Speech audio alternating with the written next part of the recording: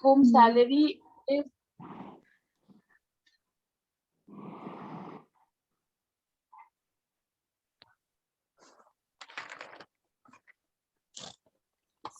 Okay, let's continue.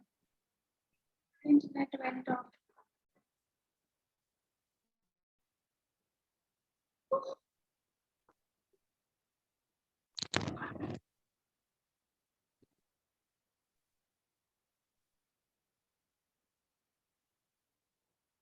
Okay, so just note down the heading.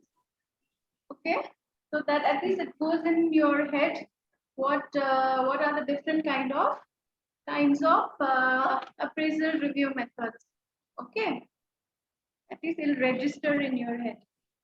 Fine. The first one is MBO, which is management by objectives. Okay, management by objectives. Okay, the second one is 360-degree method. 360-degree max, 180-degree, 360-degree. So 360-degree feedback method. Okay, and the third one is assessment center method.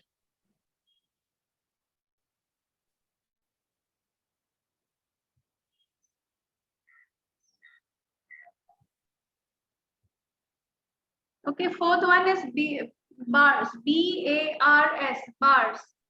Fourth one is BARS, B-A-R-S. The full form is behaviorally anchored rating scale. Behaviorally anchored rating scale.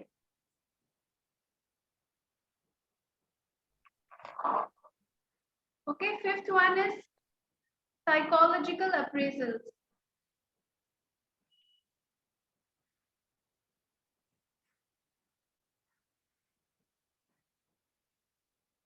Okay, done. Done. Five review types. Shobna, you finished all five? Psychological. Can you repeat it again, ma'am? Psychological appraisal. Okay, sixth one is human resource accounting method.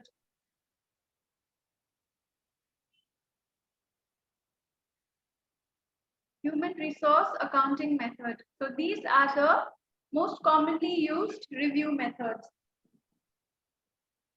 Okay, so we will start with management by objective.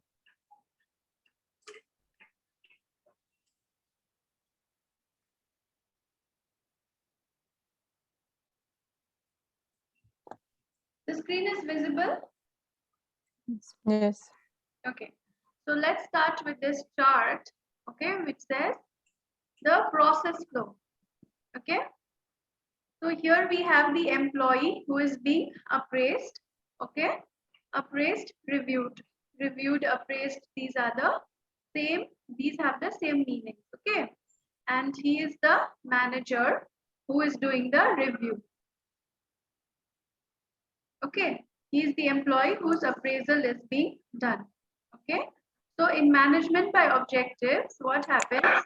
The manager and the employee, okay, they sit together and they make a plan. Okay, so individual employee. Okay, this happens for individual employee. It cannot be done at one time for a lot of people, and it cannot be the same for any two employees.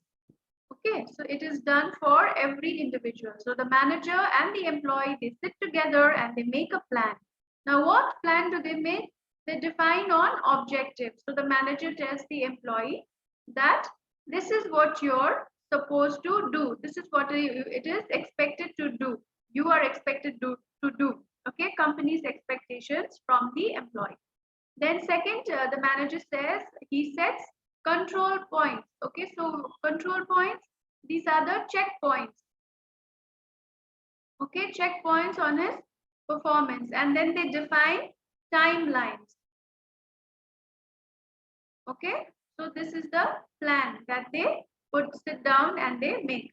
Now second is the monitoring. So after the plan is made, after it has been communicated, now it is time for the manager and the employee, both of them, to check on the progress.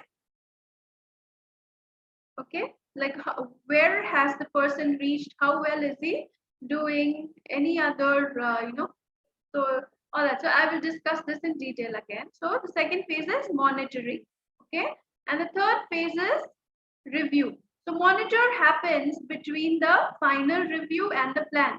So in between also you need to keep checking, right? So whatever plan you've made, whether it is successful or not. If it's not successful, then you need to change your method of working, right? So that's why monitor, this step monitor, that's why it's there in between the plan and review.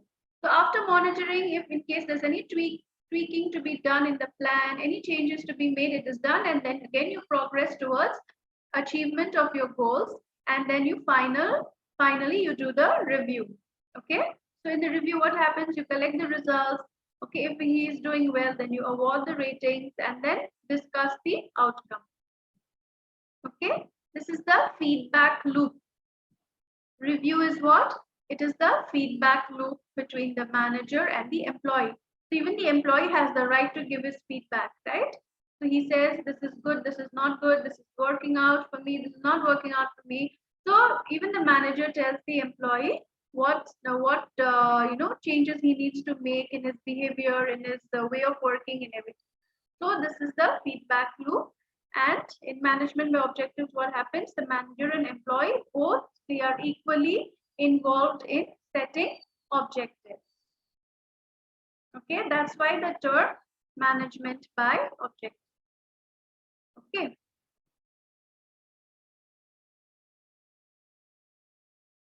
So incorporating management by objective into your performance management process. Okay, how do we incorporate this? To ensure success, the management by objective process needs to be embedded in the organizational wide goal setting and appraisal process. By incorporating MBO into the performance management process, business can improve employees' commitment, amplify chances for goal accomplishment, and enable employees to think futuristically. Okay, so many things. Why? Because the employee is also being involved. Right, here what is happening? Only the management is not sitting down and drawing objectives for any employee. Here they are also involving the employee. So even if the employee does not want to, still he is being involved in setting up the objectives, and in the process what happens? He knows what to do, he knows what steps need to be taken in order to achieve high performance, right? And in future how to change the performance area, or how to change the outcome. So here the employee, even if he wants, he doesn't want, he is being actively involved in the accomplishment of goal. Okay, so this is incorporation of MBO. Okay, now ideal for measuring the quantitative and qualitative output of senior management like managers, directors, and executive business of any size. So this is MBO method is ideal for what kind of positions? For managers, for directors, and executive level. Okay, generally all level of employees cannot be involved in setting up objective for his work, right? Because in the entry level jobs, okay, suppose a fresher or maybe 1 or 2 years of experience, you cannot at all sit with them and discuss on the objectives of a particular role, because they won't have the maturity to understand that. Okay, so it is only the senior level of people who can sit and provide inputs on what should be done. Fine. But the younger guys, they will not have that maturity to understand and discuss on the final objective. So that is why it is mainly given for managers, directors, and executives. That means higher level executives, not the entry level executives. Okay. So there are reasons for failure also, okay, for this method. Okay, In certain cases, it has failed. What is the cause of failure? Incomplete MBO program, inadequate corporate objectives, and lack of top management involvement. So here what happens, it is only the person who is being reviewed, and it is only the immediate manager or the reporting manager, you can see. Even for a manager, the next level, his reporting manager will be senior manager or maybe managing director or something. So what happens, it's just the next level of manager who is involved in the review, and therefore the other senior management people are not involved. Okay, so it just remains between the employee and the manager. That is why there are chances of the performance not being very good. Okay, because the senior management is not involved. So the only till the level, till whatever level the next level manager he understands, only till his understanding level, the performance objectives can be set, right? So that is why this particular method has not been 100% successful. Okay, are you understanding what I'm trying to say? Are you being able to picturize? Yeah. Steps to implement a successful MBO program. So every manager, so we are discussing how to implement it successfully. Okay, how to implement this particular method successfully. What can we do? Okay, every manager must have 5 to 10 goals expressed in specific measurable terms. So every manager must set at least 5 to 10 goals in a specific and measurable term. So it shouldn't be something which is unachievable, highly ambitious. It shouldn't be something which cannot be achieved at all. Okay. For example, I might say, I want you to achieve more than 100% or something, only the people who are involved in the business will understand how much it is possible to achieve, right? So suppose on an average, okay, in a sales team, suppose as a manager, I know in the last 5 years, only 95% we have been able to achieve our targets, and that too, it has been maximum. Okay, and they know that in this market, we cannot achieve more than that. So I cannot give a target of 110 or 120% to any employee, right? So I have to decide on an achievable target. Okay, just an example I'm giving. So every manager must have at least 5 to 10 goals expressed in specific and measurable terms, and I should be able to measure his performance. Okay, it shouldn't be subjective. Okay, we should tell the person that if you achieve this, then this is the reward or this is the rating that you will get. So we have to also set specific measurable terms. Okay, and second one is manager can propose their goals in writing, which will be finalized after review. So it is advisable always to propose the goals in writing. Okay. So for HR, as I've always told you, ensure that everything goes in writing. Okay. Third point, each goal needs to include a description and a clear plan.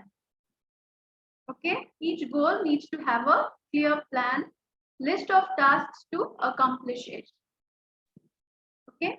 Fourth one, determine how progress will be measured and how frequently. So the second step was plan and then monitor, right? So how do we monitor? How do we measure? How are we going to check on the progress? So all that needs to be defined. Okay. And how often are we going to measure the progress of this particular goal that we have set? How often? So is it going to be quarterly? Is it going to be monthly? In every 15 days? How is it going to be? Okay. Then list down corrective actions that will be taken if progress is not in accordance to the plan. So there are always chances that a certain plan might fail or it might need some changes, right? So what corrective actions can be done in case the progress is not going on as per expectation? So all that also needs to be decided beforehand. Ensure that goals at each level are related to the organizational objectives and levels above or below. So whatever goals that we set for each employee, it has to be in alignment with the organization's objectives. So you understand organization's objective, right?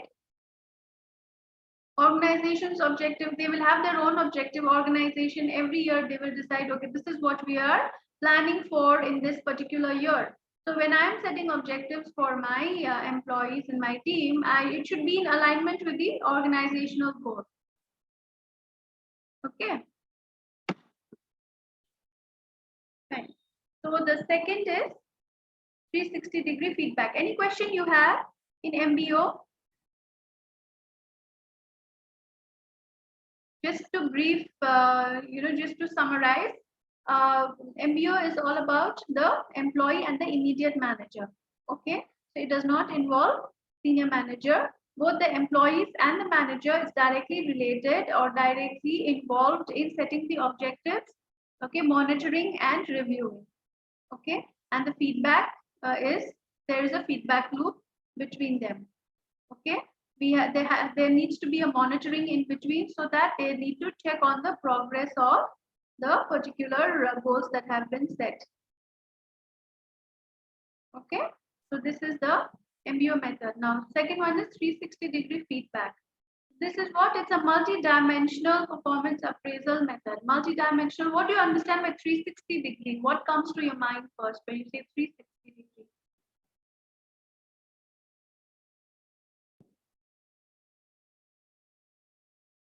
You can imagine a compass, 360-degree.